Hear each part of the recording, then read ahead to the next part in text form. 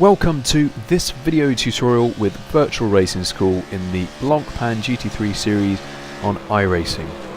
This week we're at a nighttime twin ring Motegi where I'll be looking at a lap in the Ford GT driven by Olli Pahkala, which seems well suited to the stop-start nature of this highly technical Japanese circuit. Olli has driven in default nighttime weather with race fuel to match the official series. I'll play the lap first in full before then going into further analysis.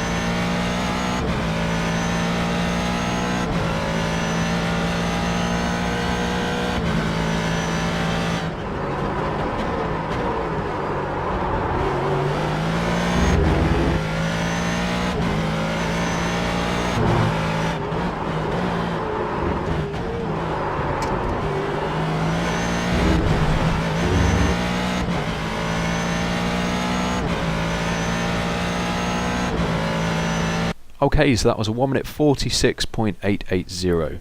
So we'll start off as ever from the VRS app, the VRS website, and we're going to scroll down to the Ford GT3 Blancpain Sprint Series data pack driven by Olli Pahkala.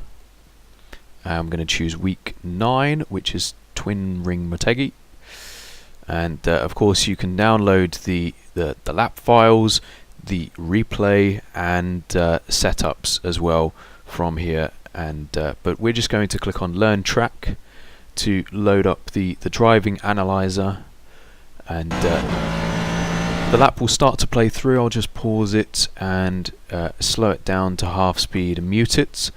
And for those of you who might be seeing this for the first time, you've got a steering angle trace through the duration of the lap, as well as speed trace and brake and throttle traces, and finally some live driving inputs on the bottom left of the screen here. So to start off then, we'll click on sector 1 from the top, and this is going to be the run from the start finish line to the braking zone for turn 1. So pretty short run here. I'll just switch to chase view there, and you're spotting your braking point for turn 1, which is going to be for Olli here just after the 100 meter marker. So we're going to sector 2 for that, and I'll just jump to where he starts braking. So yeah, just after the 100 marker there. Go back to cockpit view, and can't really afford to brake too hard into here. It's a double apex right-hander, but it arrives quite early, so you need to start turning in shortly after braking. So we see that Olli only reaches about 50-60% brake pressure before then turning in just before the 50 marker and spotting his first apex just up here. Now this is of course a double apex corner, turns 1 and 2, so you need to obviously judge your speed through the middle to ensure that you'll hit your second apex. So as the car's rotating in on entry, I just want to point out here that Olli is using a bit of throttle under braking, and what he's doing there, that you don't have to do this, you can use a more forward brake bias, But by applying a bit of throttle, you're effectively reducing the braking at the rear tyres, so you have a more frontal brake bias on the fly, as it were, and also you're taking a bit of load off the front tyres as well. So the car does have a tendency to oversteer a little bit on entry, especially as you're on those brakes. So he's just stabilising the car to reduce that.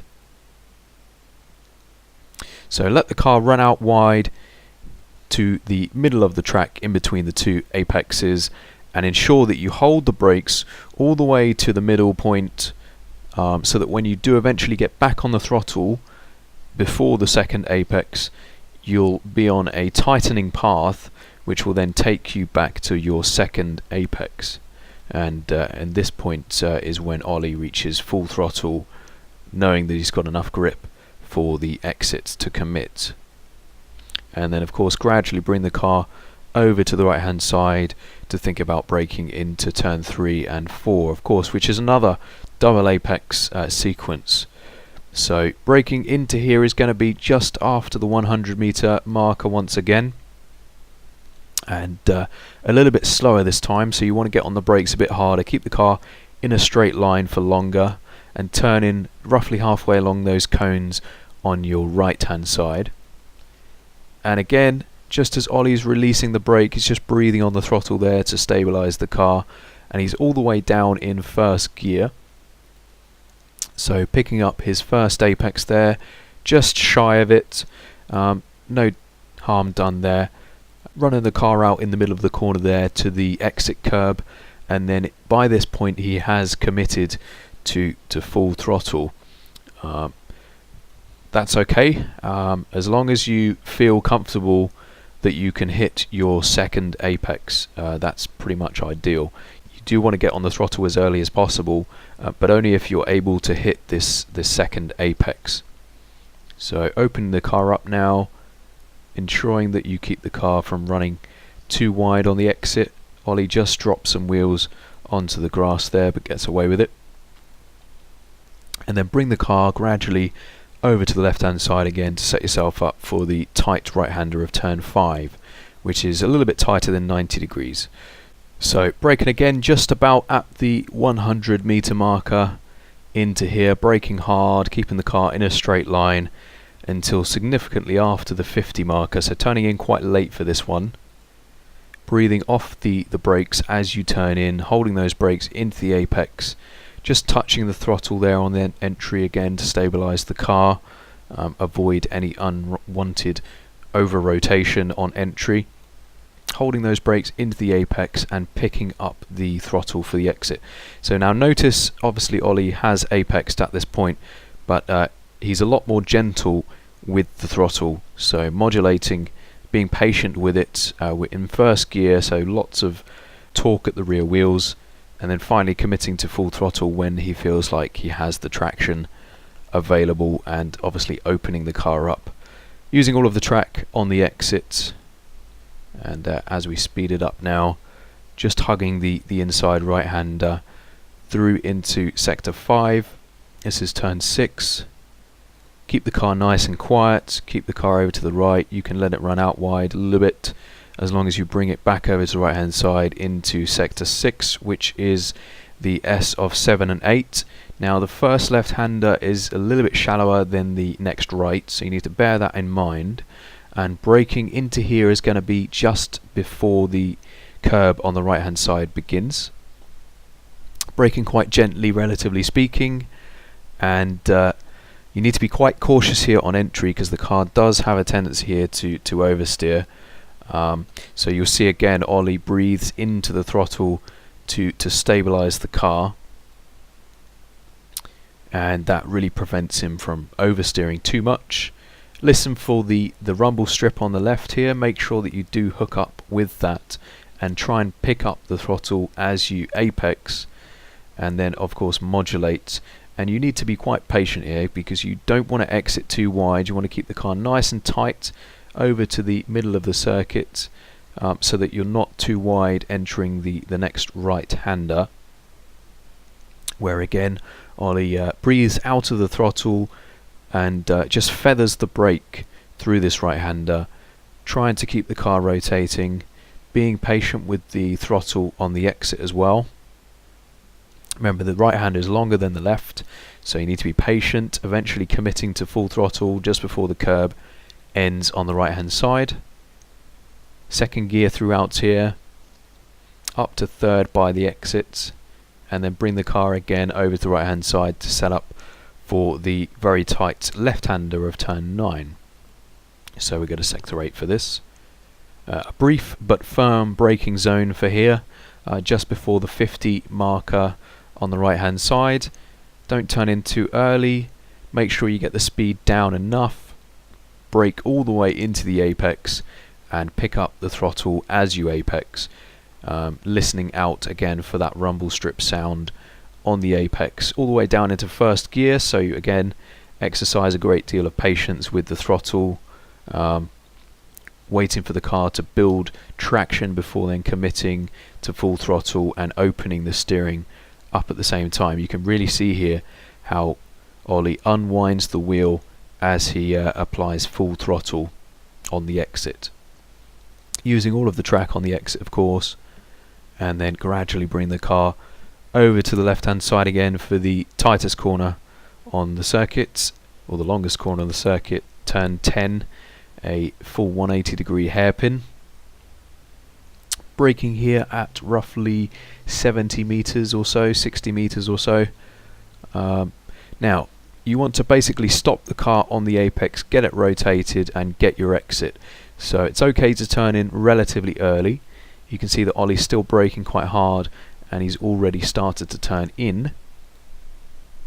So effectively V-shaping the corner, braking all the way into the middle of the corner and picking up the throttle exactly after he comes off the brakes. So braking all the way in, picking up the throttle and all the way into first gear again, exercising a great deal of patience with the throttle on the exit, waiting for the car to rotate, and then just as the curb on the inside finishes, does he commit to full throttle and straightens the car up.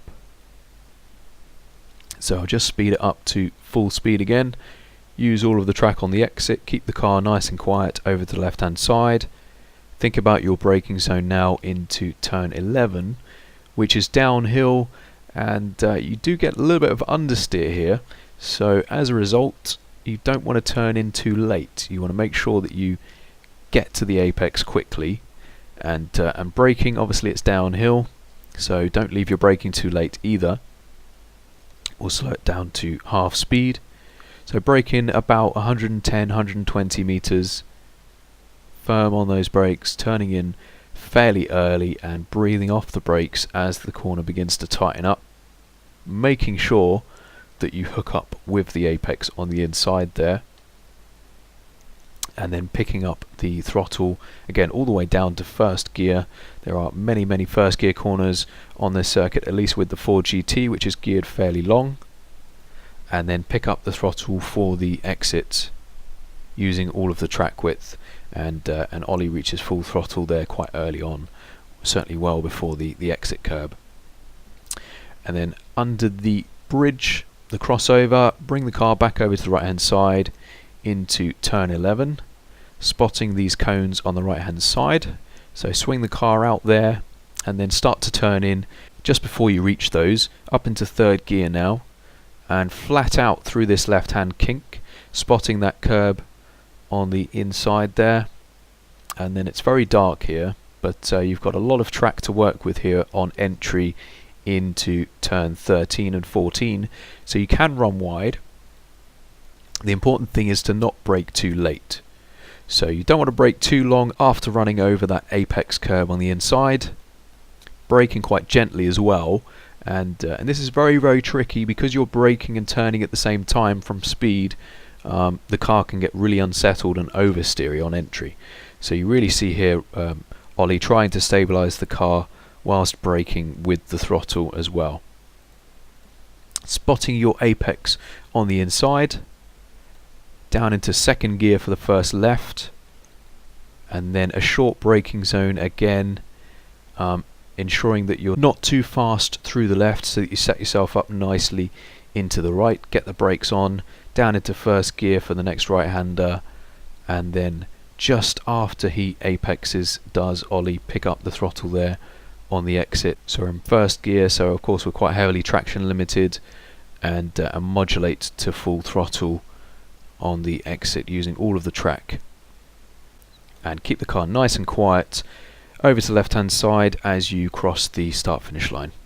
You can find all setups, replays and telemetry for your own use and analysis on virtualracingschool.com, where you can also book one-on-one tuition with world champions from the likes of Koana Simsport. Good luck for this week, and feel free to post any questions or comments below. Thanks for watching.